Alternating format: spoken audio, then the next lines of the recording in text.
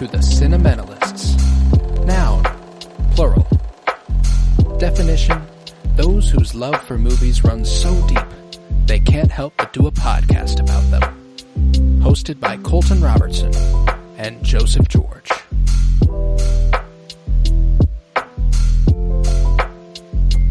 Hello everybody, and welcome in to the Cinementalists, and happy birthday, Joseph George, buddy. What's up? Thank you. Yeah, what up? Always a pleasure to be here, as always. It's always a pleasure to have you, and I did the introduction in a lot of order. I'm Colton Robertson, and today we are covering Tron to celebrate Joseph's birthday. If you'll go scroll way the fuck down in our Cinementalist catalog, back before it was officially going to be the Cinementalists, Tron Legacy was our first episode for Cinema Surprise, our little project we did on the side. And it felt only right to complete the circle, as it were, with Tron. What drew you to this movie to celebrate your birthday? Well, kind of that same thing. I am a long time lover of Tron Legacy, and this is only my second viewing of the OG Tron, second true viewing, I would say. And so I don't have a deep found love for the original. More for just kind of, I guess, the franchise, and I didn't really know it. The world. The franchise of two movies, I guess, totally. Yeah. One on the way. But, soon to be three. Yeah. Soon to be three. And, but kind of just, it was, whenever I first watched it, I was like, man, I wonder why I knew the movie existed, but I think I was still in the mindset of, it looks so old. I'm going to hate every second of it because I'm going to think like how much better it can look. And I was in that mindset of I can't watch an older movie because I need it to be new and fresh and whatever. Well, an older VFX heavy movie is, but no, that's what's cool in the context of this world too, is that in 1982 or whatever, I think it was, I didn't do this part either. Released on July 9th, 1982, written for the screen by Steven Lisberger and Bonnie McBird, and directed by Steven Lisberger.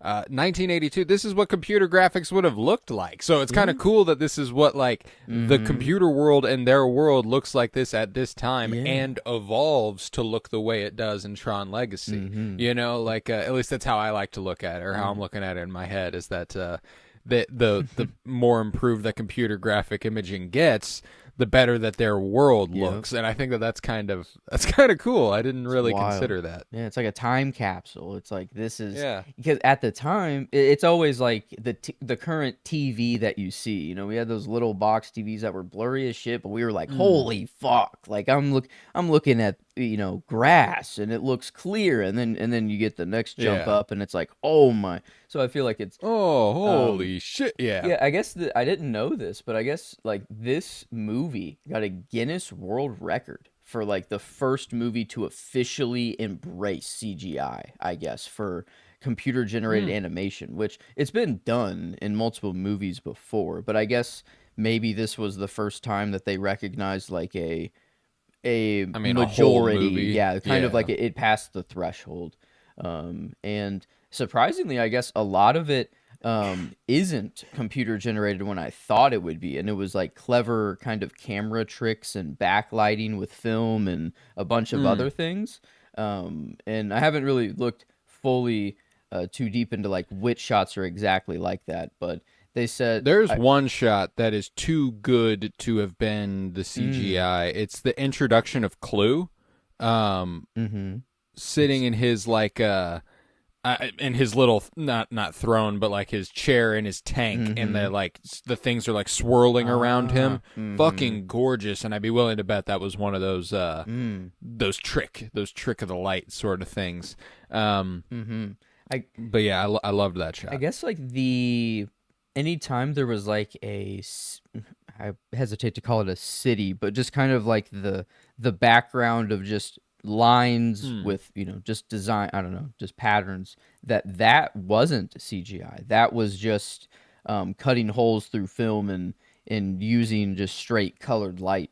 and stuff like that, and then melding the live action with that, and then like the CGI. I think the most blatant use, or I think like obvious use, was like all of the light cycles, the just anytime that there was motion or flight, those what I always forget the name of the retribution. Yeah, some R word. Retro.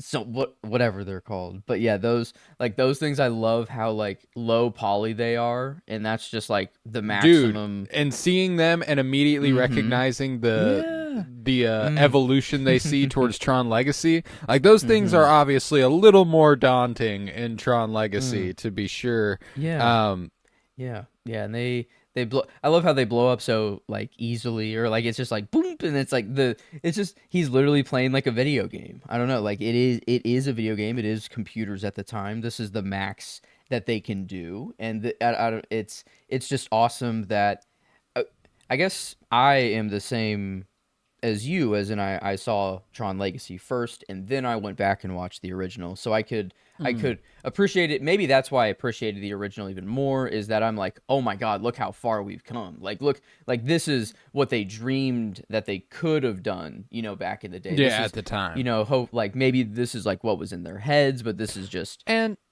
To give the original movie a lot of credit, it's clear that Tron Legacy sought out to do little more than recreating the original in a modern context. Obviously there's a few other like they expanded the world that Tron exists in, and like all that quite a bit, with like the Holy Wars and Clue having reigned, and Olivia Wilde's character, what was it, Quora? Yep. And I've only watched Legacy once, so some of the specifics elude me about like Quora's parentage and stuff. I remember was important, but I can't remember why. And she's like the first that was like half human, half ISO. Yeah, the species that spawned kind of just in there. Yeah, okay, but that's right. But there's obviously a lot more, I feel like, lore with Tron Legacy, but that's kind of the beauty of this one being so simple almost, I love that, Tron Legacy feels like a revolutionary story because these things are trying to break out and take over the real world, that's the danger we're facing. And, that's kind of what's going on here too, but that's not what Kevin's fighting against, That's not what Flynn's fighting against. He just wants his credit, like he made this video game, and I'm gonna make sure that I get my credit for this video game. I think that's a lot of fun, and I think it makes it. It makes it feel like they realize it's higher stakes because that world, when they're in it, becomes real. And I think that's very, very cool. Yeah. And you got the master control program like taking over companies, and then it's like, I want to go after the Pentagon now. Yeah, I'm thinking about like kind of that the same goal I have for the Kremlin. Yeah, like it's and I love that the proof that like what he gives the world to like prove that he is the original creator is just a printed piece of paper of like 5 lines of code, or just 5 lines of something output. He probably could have typed. Yeah, like that's. But anyway, I think. And then he's running the company at the end of the movie, which is fucking awesome, dude. The helicopter, he's getting out of it. He's which sick. At the beginning, the helicopter was like the fucking the glowing lines in the sky. That's sick. Kind of need that for all helicopters, I feel like, from now on. And I thought it was just like LED lights, but obviously they didn't have LED lights back then. And it's just like a reflective tape that they were using. That makes sense. So yeah, instead of but it looked really, really cool. It was one of I put it in my shot box just for just so I'd remember to talk about it. But for sure my favorite shot is they're up in the arcade. Whenever let's see, what's their names? Laura and Alan. Alan and Laura. They go to warn Flynn about the master control program knows, or Dillinger knows. Yeah, all of that whole sequence is the best. Like it's similar to whenever when we talked about the first movie, I actually ended up going with something outside of the Tron world for my favorite shot because I wanted to shine some light on how good the rest of it looked. Yeah. That is 100% the best looking sequence in the movie. Whenever they're sitting in his room and they're like bathed in like that pink light that's glowing and all that. Yeah, the shades and you can. Yeah, it's oh good. My God, that's how movies used to be fucking lit, dog. That's how shit used to look. Dude. Like this is just kind of a run. Like obviously it was a big computer. It was a big deal. You know, it wasn't like a small movie by any stretch of the imagination. But like. I don't know. It just doesn't feel like we long for this anymore. Yeah. It was.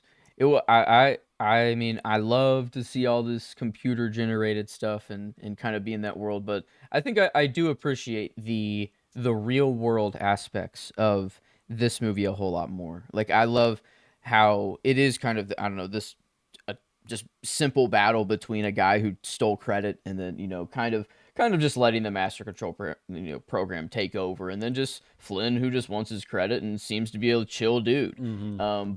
But like I love how they show Ram, like this dude in here who was like he was just underrated. Underrated. He Love was me just some like Ram. an insurance program before. I Yeah, thought an it was actuary program. Yeah. I thought it was really cool to like because in Legacy, all the other programs are just programs. They're just like I don't know, they're just kind of NPCs. It seems like, but it kind of gave like each one of them a life, even though we didn't talk to any more of them other than Ram and Alan and that I actually really appreciated that too because I remembered in Tron Legacy just kind of being like, oh, they're just kind of like you said, NPCs. They're just kind of there, like they're loose programs that just kind of got corralled, and this is it. It's interesting to think, and I'm assuming Tron Legacy limited that a little bit more because. There's kind of that, like, how on earth did the Master Control Program... But that's how. Master Control Program's taking over other systems. That's how. That's true. Clues like taken that's over. I guess, like, at that point, Jeff Bridges... Flynn, he's out and been exiled for a while. So I guess, like, the whole system might have been, maybe that's why they are NPCs. Is they actually are just all Clue, kind of, at that point. Kind of another slow takeover. But yeah, I love like this Dillinger. That is Cillian Murphy's character in Legacy. He is I'm assuming this like that's his last name, Dillinger. In the movie, so I don't know if it's grandson or like or just it's probably his son. I guess he's like what's left on the board after his father or grandfather's been. Okay, I like that. So that's cool. I'm assuming that's the thing too. I was tempted to throw on Tron Legacy after I finished this movie. I unfortunately had to take a food handler's test, and that took me a couple hours because I had to do the whole fucking course and everything. So like I didn't have time, but I really wanted to watch Tron Legacy after because I thought it set up a really cool world, and I kept thinking about how much bigger Tron Legacy is. And, I was trying to think of the circumstances in which Jeff Bridges is, Flynn disappears and all that. I was like, is that something that'll happen by the end of this movie? And I was like, no, I don't think it is. But, all that good stuff. There's so many lines in this movie, too, that are just like it's clear that Legacy is a Legacy movie. Like, it is clearly just trying to pay homage to the original, like... Gotta ask, is Tron Legacy where the name Legacy Sequels got its name? Because I can't really think of one off the top of my head prior to it. Legacy. Okay, well, I mean, this is a Reddit post, but I'm seeing the years this is like 61. Well, that's the thing is like when did that? I'm assuming that's The Color of Money, the one with Paul Newman and all that. Is it? Or what? Wow, Color of Money and The Hustler. Paul Newman's kind of it's The Color of Money is a Scorsese, Tom Cruise, Paul Newman movie about billiards. Super good movie, love it. Maybe it was just more popularized. I wonder. That's what I'm thinking. I'm like the term. I think the term being applied, not so much the idea of a legacy sequel, but the application of the term legacy sequel. I feel like might not have occurred until Tron Legacy. But I didn't think of that. Because I don't really think Tron Legacy as quite the big marvel of the movie that this kind of was. I feel like this is kind of a first of its kind of a big leap, or kind of a, like, at the Mm. time, like, this was still when people were like, no, computers are cheating. You can't use that in movies. Like, Right. that is sin. You Well, can't. and this was made at Disney Studios, and there's a bit in the trivia here that a bunch of Disney animators refused to work on it because Mm-hmm. they were worried about the computer taking over for the hand drawn animation. And just Yeah. some years back, they shut down the hand drawn Yeah. studio for computer animation. It's like, it's a weird cycle, and that's, I think AI, we're in a different ball game. I don't know, but Yeah, in yeah. 40 years, will we just sound like we're repeating the same thing over and over, and AI is so commonly used as CGI? I don't know. I'd like to think it's a little bit different. But yeah, it's this. I feel like that's at least what Ares is. I Mm, hope they don't use AI to really make the movie, but I think that's at least going to I be don't the think they will. topic of the movie. Um, If and but I don't want to say I don't think they will. Maybe they will. I don't know. Yeah, But yeah, yeah, but that kind of relates to my favorite line of the movie, which is it's the mm, scientist outside of the Tron world. mm-hmm. Whenever he's the one who's like developing the Oh, that laser and dude, everything. yeah, that dude Um, rocks. Yeah, it's such a small role, but Doctor, he yeah, no, he's not. He's barely in uh, it, but he says programs and machines will start thinking and people will stop. mm-hmm. Um, Yep. which is a pretty great sentiment as we see the rise of generative AI for Mm. Yeah. I've heard, I don't know how many people go, well, like, I'm not going to write this essay. I'll just go Yeah. ahead and type it into Chat GPT, and we'll see what comes out. Yeah, yeah, it's weird. We're living it, and Mhm. it's I don't know. We're seeing it actually happen.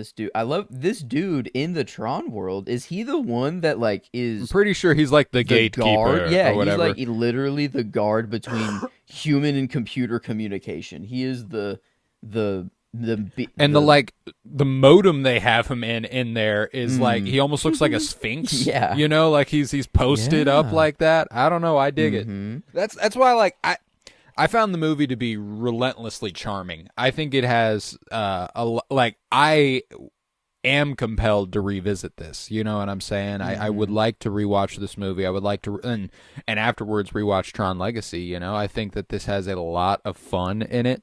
Mm-hmm. And frankly, I've always had a little, not always, but I've come to have less of a issue with dated effects. Mm-hmm. I'm Yeah. able to suspend my disbelief a little bit more than I was once able to.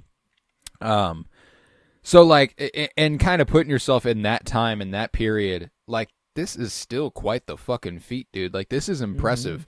To have even set out to make a movie wholly like this is a huge swing, and I have to respect it. Mm-hmm. Yeah, like, in my brain, I guess I'll never be able to understand this looking new and fresh and everything. I'll always see it Right. as like a Dated. historical, yeah, or like more of like a time capsule. But I will say that, like, my brain was kind of in that mode more at first, but then at some point into the movie, I'm kind of just like, well, this is just what the world is, or like, this is, I Hmm. kind of passed that moment, or I've kind of just like, I'm into the world now a little bit. And I feel like, it is easier with Legacy to do that. I think, just as effects get Yeah. better, Yeah. and it just looks more like reality. I feel like that does help. But no, I think, like, even with super simple shapes, and just like, I mean, it looks wacky as hell at the end of the day if you take like any given screenshot, pretty Oh much, yeah, no doubt. of this. But no, like, I'm kind of watching video game cutscenes for sometimes of it, but it didn't really seem like that. I don't know. It was a movie the whole time, and I don't know, just like how simple, like, like, what are they, information disc? I feel like there is an official name for that. Yeah. Yeah. But like, it's just a frisbee. I like, legitimately, I think Yeah. they With, like, literally yeah, with got a frisbee and just put some, I don't know. Probably more of that reflective tape on it, you know. Oh man, and yeah, so it's I mean, no, but it still rocks though. I love the way they use those things. You know, I love the depiction of the disc wars in this. I think that was a lot of fun. It's a shield too, not just the throwing weapon. That was, I think you receive disc wars, the blasts like that. Yeah, like they really stepped up light sight. Like everything is obviously stepped up in Legacy, but like this, as far as action, this ping pong kind of disc war or whatever the heck thing, that would have been cool to see the modern version of whatever that is. I think they just combined kind of disc wars and that into one, but there is one other thing that I kind of wish would have carried over into Tron Legacy, and I'm curious if it's just that the hyper realism wouldn't have made it look as good. I love that their skin is kind of desaturated, like they're all of them look like they're in black and white almost, like they're not, like it looks, they have like a filter on their skin, and that's their color. I don't know. It's cool. I think that would have been a really, really cool thing to carry over into Tron Legacy. And like I said, I imagine it was the hyperrealism that kind of prevents them from being able to do something like that. And maybe Clue would have been harder and all that good stuff. There's probably all sorts of cool, things though. that, like, if they noticed a difference between Flynn and everyone else, if there was like they're like, huh? Like, you look like Clue, but you're like, I don't know, we can't tell exactly like what's off with you, or maybe like it's just the slow changes over time, because the programs, they never change at all. They keep their look and that's it. But like Flynn, maybe he still ages in the computer world or something like that. I don't know, or something, or he comes in and out. Yeah, because in this one he's just in there for a day, or not even a whole day. He's just in there for that however long they're infiltrating Incom, and then they're out. Well, and that's what's funny too, is like there's one little tidbit during they're on the sail at the end of the movie, and they're going towards the master computer program, and Yora says something like, there's another path a nanosecond up ahead, so like the computer world moves a lot faster, and that's the only time they ever mention how fast it moves in that world than outside. So like she's like, it's a nanosecond ahead, but like it takes like forever for them to get there. So like it's definitely a little bit of letting us know that he is experiencing all of this essentially right away, I love this movie. Does a lot, but I wish they do a lot more with the color changing of, like, if you do something corrupt, you become like orange, or if you kill, like, you become orange. And then like whenever he like Alan or Tron helps him back up like onto the solar, the little train thing, whatever, like he turns blue again, and he's like kind of like it feels like that does happen in Legacy. It's just they don't pay attention to it. Like, it's very slight. It's whenever Tron is in there and he saves Clue. Clue is about to attack Flynn. He's like, do I still have to create the perfect system? And then Alan comes in and kills, or kind of fights off some people. And when he kills the first person, part of him turns orange a little bit. And he has that shot of like an orange blade and then a white blade in his hand, and he's like, what the fuck, what's kind of happening, sort of thing. But in this one, it's kind of just like it happens kind of commonly. I feel like it happens multiple times of this blend back and forth, and I really like that idea of you're not just one constant state. You kind of, I don't know, you can go back and forth depending on what you do.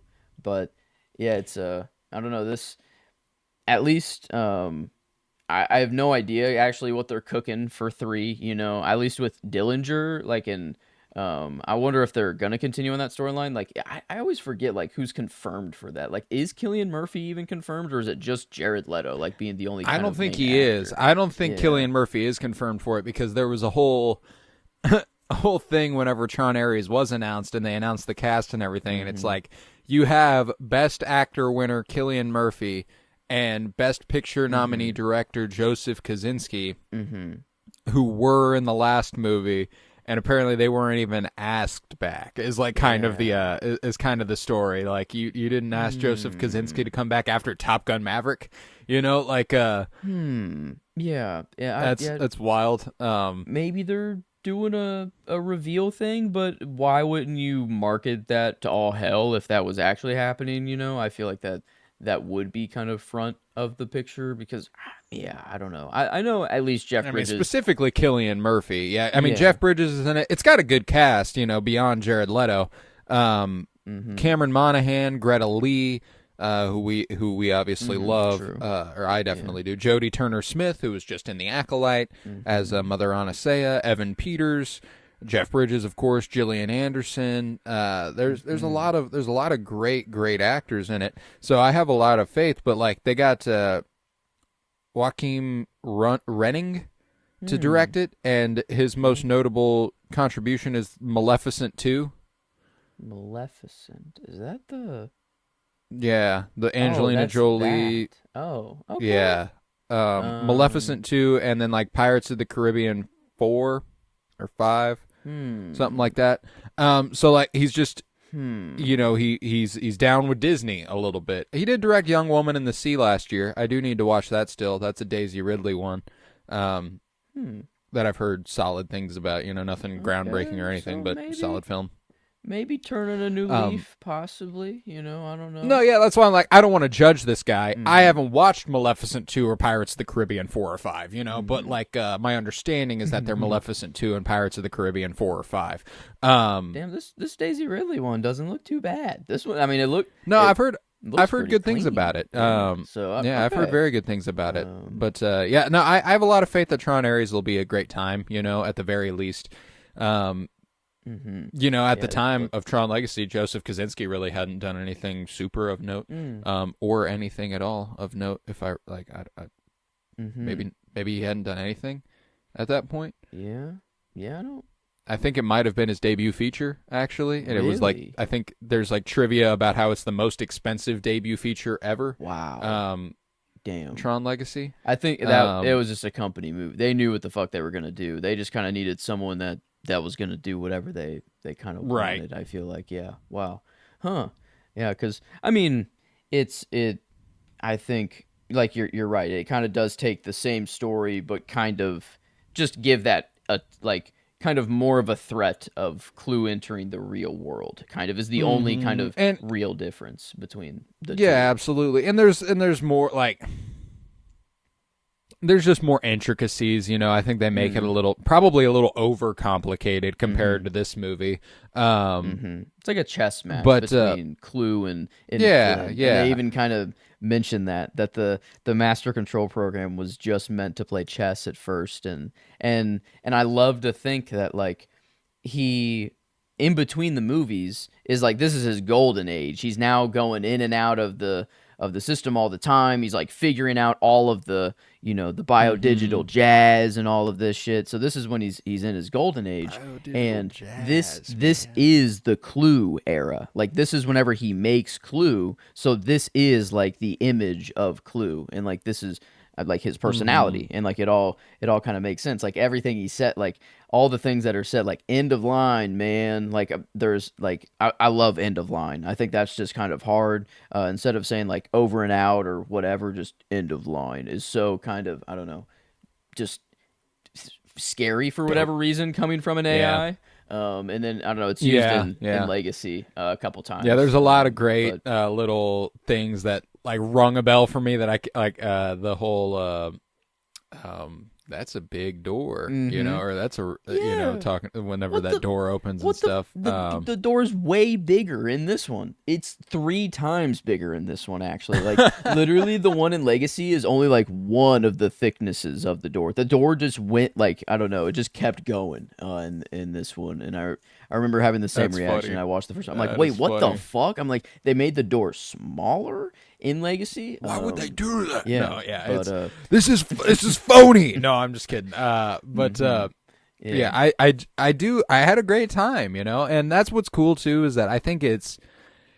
I really don't have a ton to say about it. I think that it's a fun time, and there's a lot of like I love Jeff Bridges. I always love Jeff Bridges. I think he is awesome. Yep. And to see that this is kind of Jeff Bridges has had such an interesting career, because you would still call this early Jeff Bridges, but the last picture show was 11 years prior. Damn.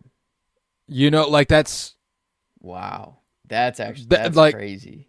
That's insane. You know, he was young Jeff Bridges for a really long time. You know what I'm saying? Like that's it's wild to see that, like he's like not once a decade does he have a big hit. He's in plenty of other stuff, but like 70s Last Picture Show, 80s Tron, 90s Big Lebowski, aughts Iron Man, 10s, you know, like the way that he just kind of, there's like one massive movie from every decade for him is kind of insane.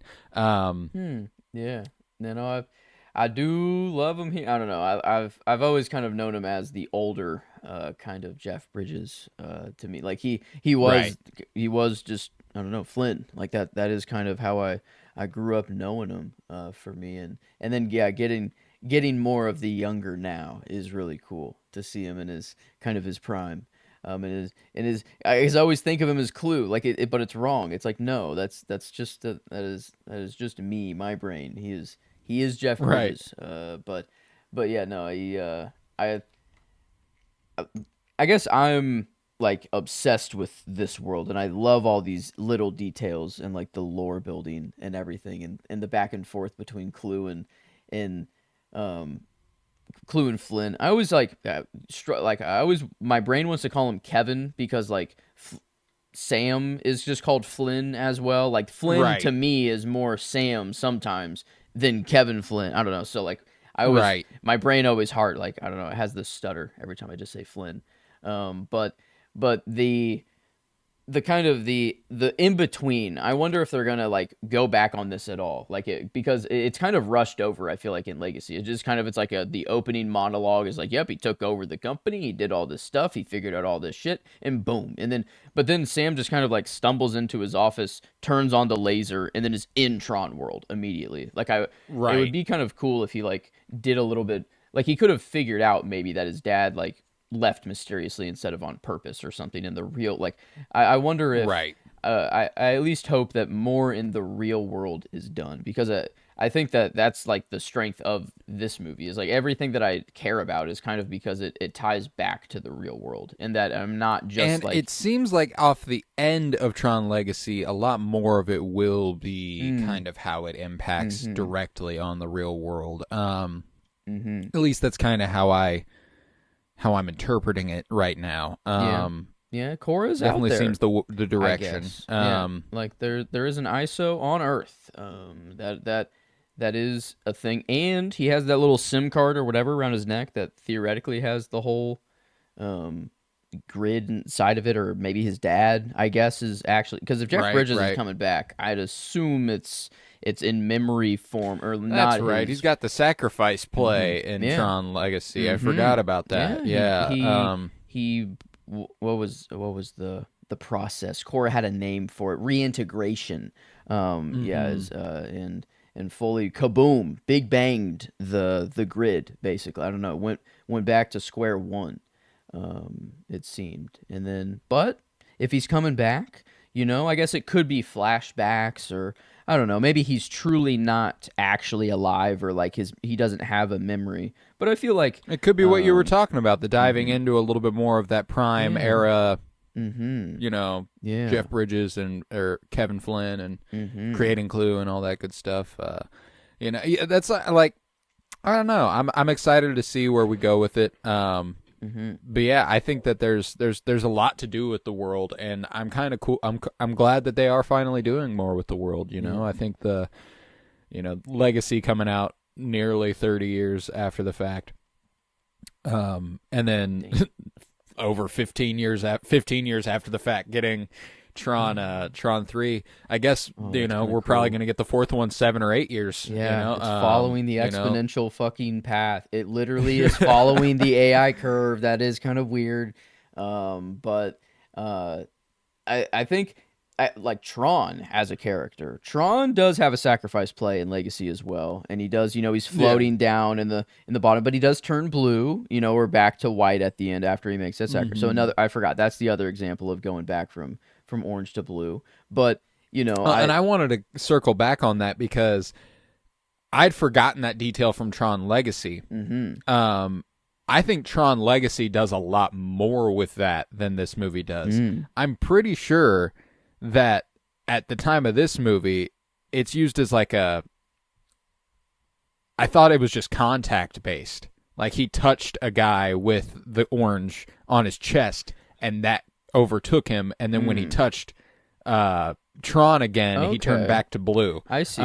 Yeah, I guess it could be. I guess I thought of it as like he's fighting or kind of in like a violent nature and not in like a, I don't know, peaceful kind of mode, and that's what made him orange. And then, but yeah, it could be literal. Well, and that's the thing. I think that's how Tron Legacy recontextualizes it, but I don't think that was the vision of it at the time of this movie. You know, that's kind of how I'm looking at it. So it's because I'd forgotten that detail from Legacy, I didn't get that at all watching this movie.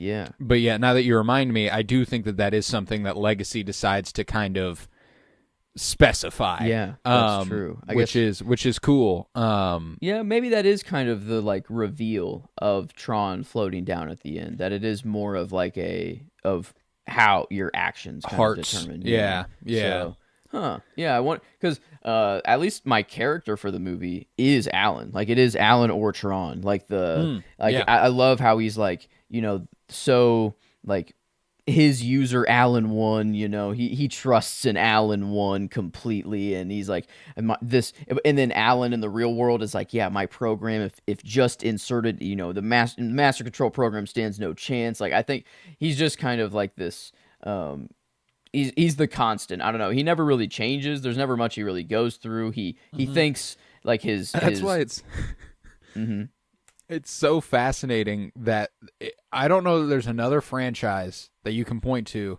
and go, it's named that because it's just the coolest name. Yeah. It's the coolest name. Like he is not the main character of either movie. Nope. In fact, he's like barely a supporting character in either movie. Yep. Specifically the second one. But the first one, he's around, obviously, but he doesn't do much. Yeah, no. And even his like death is like, quote unquote death. They were clearly thinking about doing the whole like you didn't see him die, so he'll come back. They were thinking about other movies.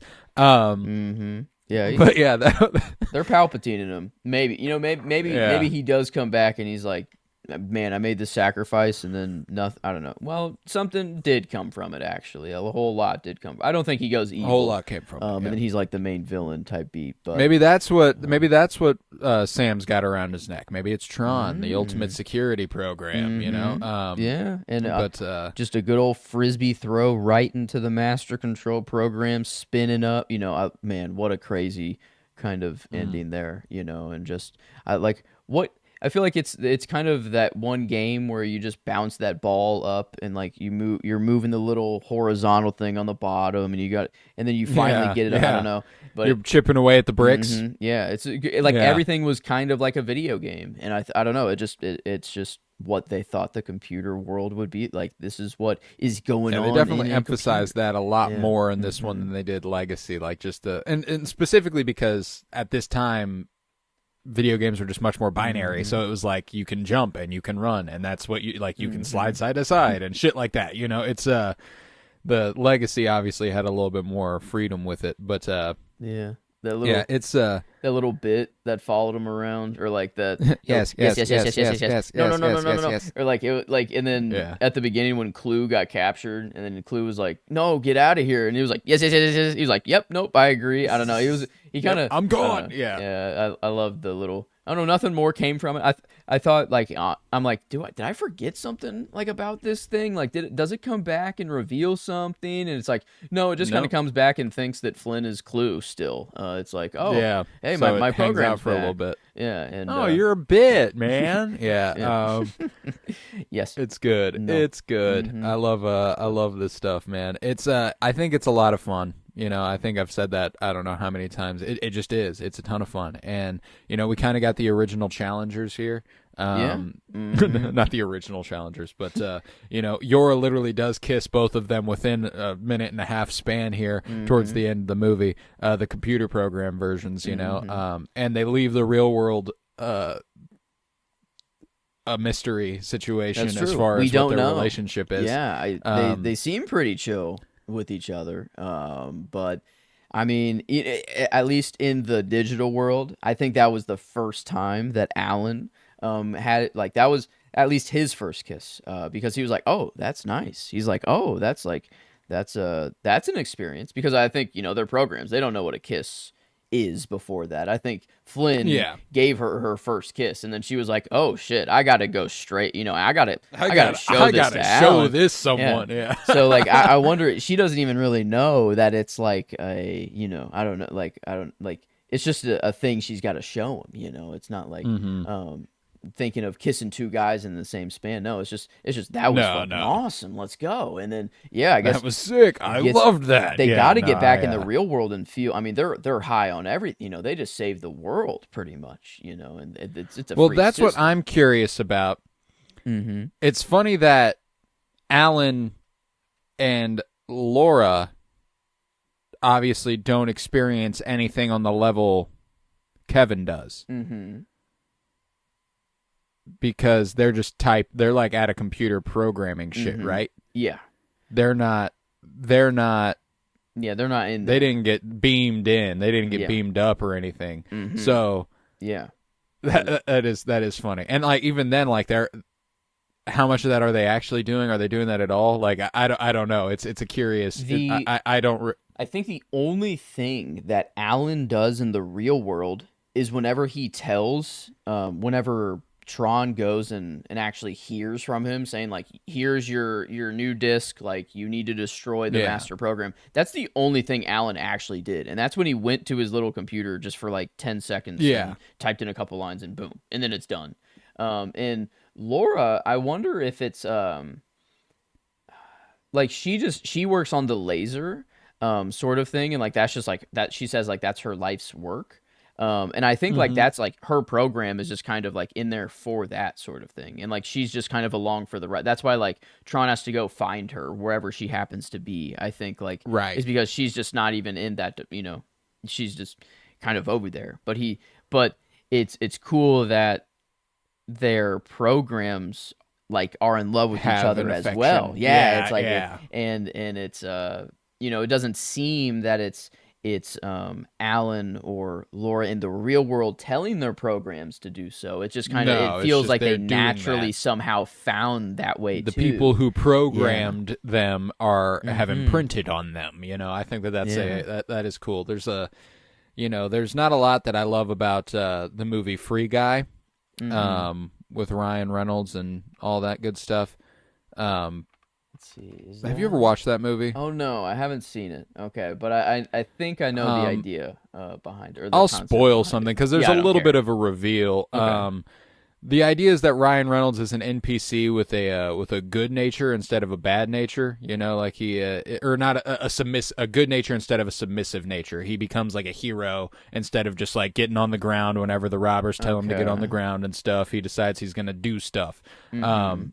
And he's programmed to fall in like he's like programmed to look for the perfect woman, and the perfect woman ends up being Jodie Comer. And Jodie Comer works at this like she's actually doing a similar thing that they're doing in Tron. She's trying to prove that she designed this video game, Oh. all that good stuff. Like actually now that I think about it, Free Guy really is just a rip of Tron in a modern context. Okay. Wow. And there's a programmer at the company still who was in love with Jodie Comer and programmed this NPC, and she realizes that, and she realizes like, oh, that's who I'm supposed to be with, and all that stuff. Like it's Mhm. a whole thing. So like I like that idea that like someone could program that like themselves into an AI, and then that AI could think kind of think with your abilities and all that good stuff. But Yeah. yeah, it's a weird concept, but that was one of the few things I did actually kind of like about Free Guy. Yeah. Yeah. That's I think at least is what's cool about these movies is that even if people at the time were like, "Ooh, I don't know about this idea," or I don't like computers being used in movies, blah blah blah, but it's like it's inarguably getting bigger and bigger parts of like people's lives at the time.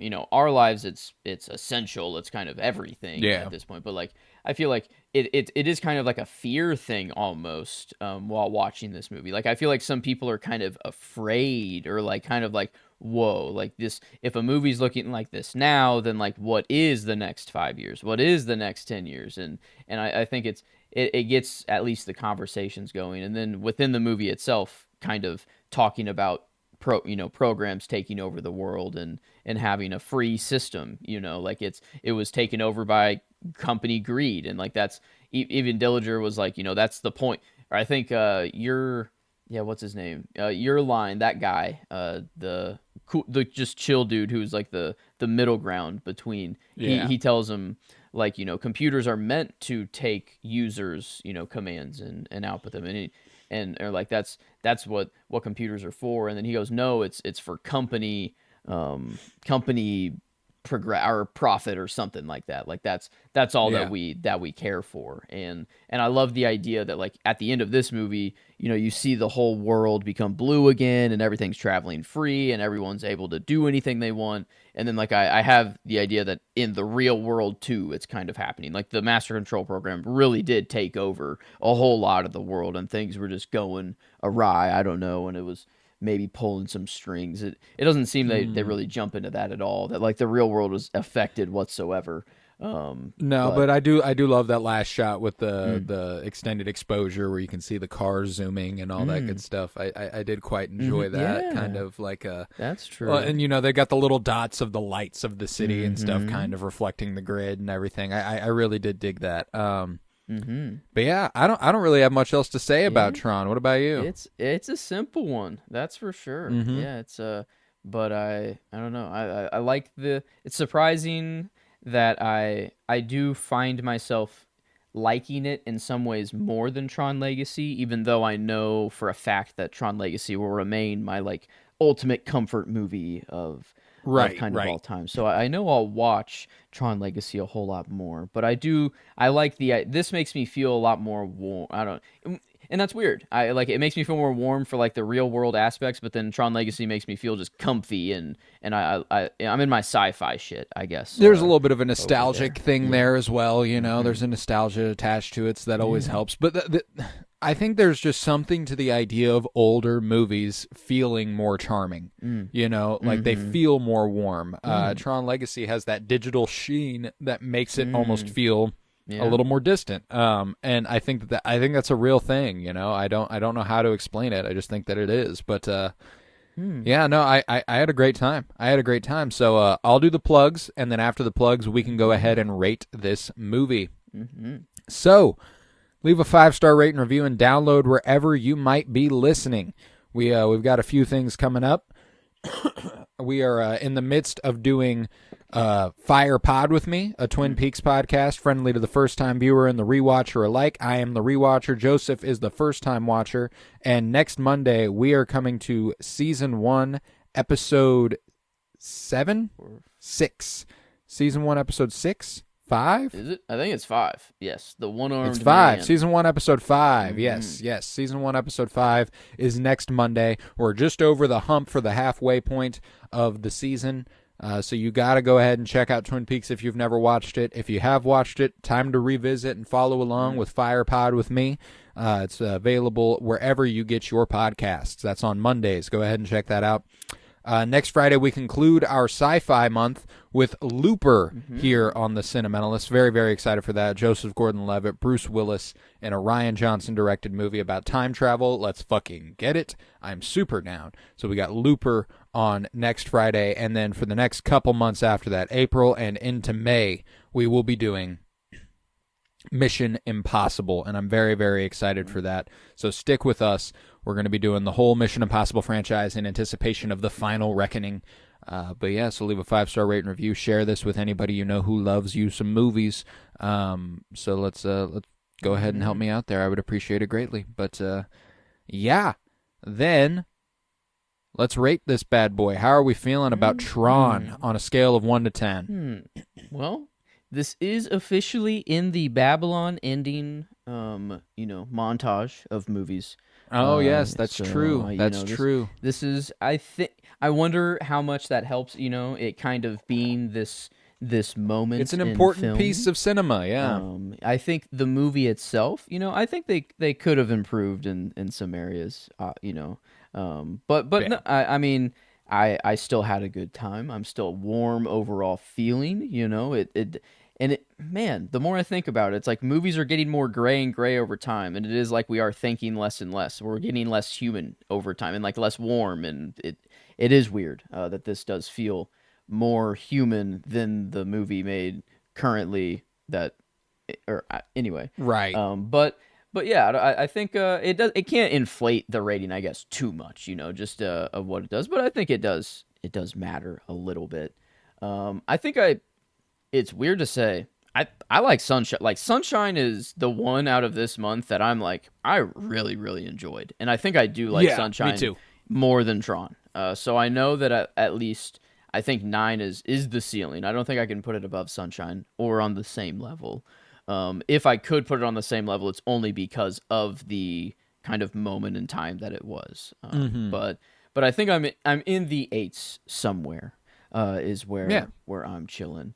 And like 8.5 is kind of where my gut was kind of taking me for my love of it all, but not quite Sunshine. Gotcha. But yeah, so Can't quite elevate it there. I can't blame you there. I can't do it either. What I actually did, because I was curious, is I went back and looked at the Tron Legacy rating. We were still doing 2 categories at the time. Yeah. But even that still reaffirmed my feelings a bit. My average for Tron Legacy, because I gave it a 7.75 enjoyment, 7.5 critical.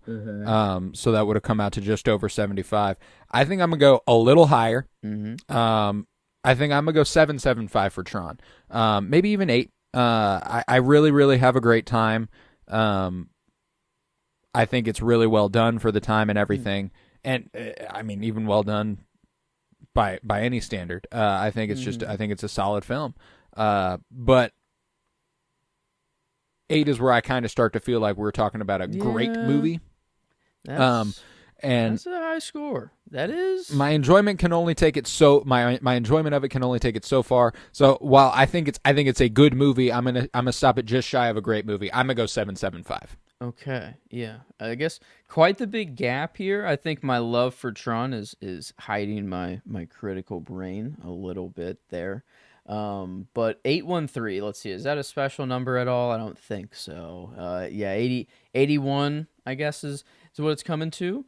With that average coming out, I can't think of anything with that number. It would have been cool. I don't know if some weird computer number came out or something, but it doesn't seem like it. But yeah, I guess that's I don't know, around an 8, I guess. Yeah, that does make sense. I feel like I do love this franchise, and I forever will. Oh, it's a great movie. Dude. I hope it's Jared a wonderfully Leto fun movie. doesn't fuck it up. That's my kind of lasting thought. Well, if you can count on anything, it's that everybody else won't. Yeah. So that's good. Yeah, that's true. And to be fair, the namesake of these movies is usually not very prominent in them. So maybe Ares There is just we kind go. of a side character. Oh man, that's actually. I hope that tracks. I actually hope that pattern continues. But that would be ideal. That would be ideal. But yeah, man, I think with that we can conclude this episode. Happy birthday once again, my friend. Thank you. Yeah. Thank you for coming down the sci-fi road with me. Thank you for kind of gifting me the month. I feel like. Of course. I was happy to. So, yeah. I was happy to. But with that, I was Colton Robertson. I was joined by Joseph George. Thank you very much, homie. Oh, thank you for having me. It's always a pleasure to be here. Oh, and it's always a pleasure to have you. And remember, all that is invisible must grow beyond itself and extend into the realm of the invisible.